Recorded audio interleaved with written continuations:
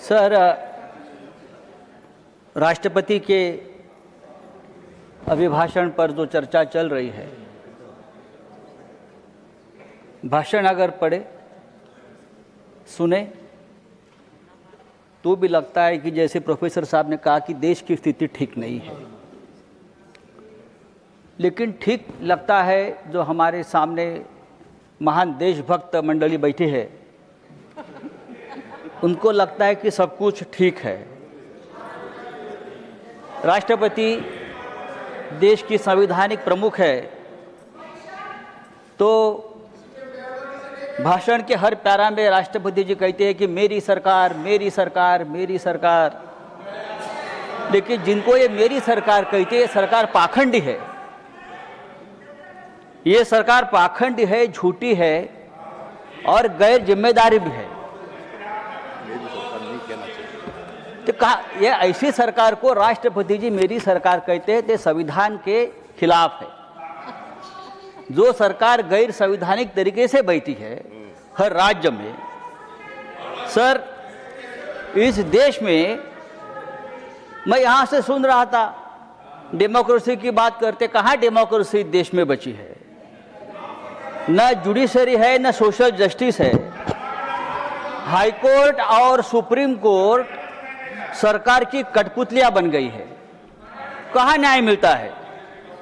चुनाव आयोग जो देश का है वो भारतीय जनता पार्टी की प्राइवेट लिमिटेड कंपनी बन गई है।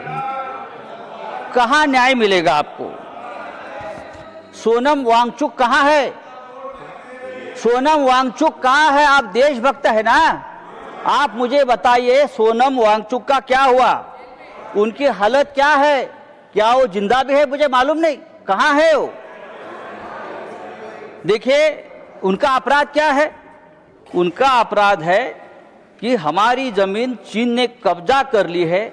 ये बात उसने कह दी तो उसको देशद्रोही बताकर जेल में डाल दिया।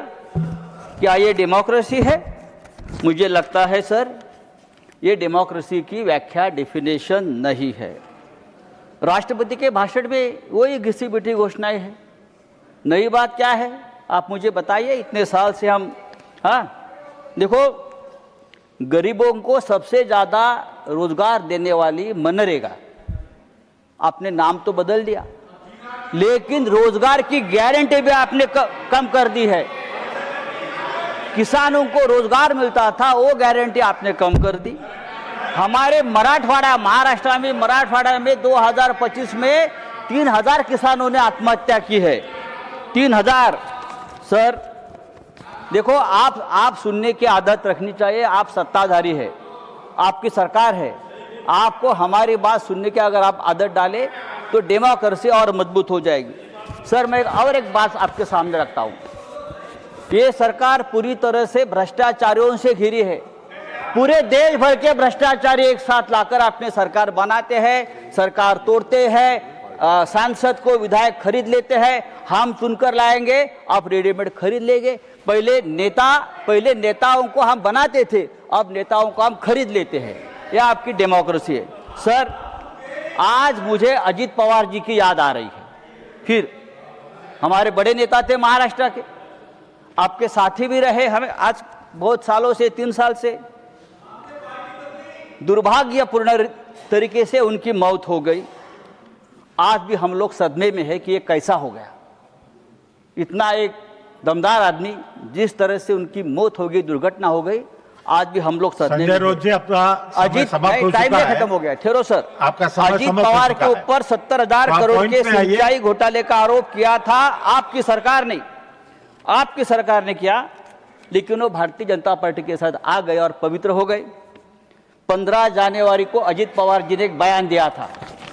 15 जनवरी को अजित पवार ने बयान दिया था और भारतीय जनता पार्टी को एक जवाब दिया था। आप सब्जेक्ट के बाहर और क्या कहा था कि अगर आप सिंचाई घोटाले का आरोप करते हो, ये विषय नहीं है। सिंचाई घोटाले का आरोप करते हो तो सिंचाई घोटाले का पैसा सिर्फ हमने नहीं खाया है, भारतीय जनता पार्टी ने भी इस सिंचाई घोटाले में जमकर पैसा खाया है। और भारतीय जनता पार्टी की फाइल मेरे पास है। ये अजित पवार का बयान 15 जनवरी को आया है और उसके बाद 10 दिन बाद अजित पवार की विमान दुर्घटना में मौत होती है। देखिए, मैं आरोप नहीं कर रहा हूं, लेकिन ये मौत रहस्यपूर्ण है। आपके ऊपर आरोप किया, फाइल कहाँ है? मेरी जानकारी है कि अजित पवार वो फाइल हमेशा अपने साथ रखते थे। जब मुंबई से वो निकले बारामती में, तब भी वो फाइल उनके पास थी और आधे घंटे में अजित पवार जी की दर्दनाक मौत हो गई। उसकी जांच होनी चाहिए और ये जांच इस तरह से होनी चाहिए, एक इंडिपेंडेंट जुडिशियल इंक्वायरी होनी चाहिए कि ये क्या है।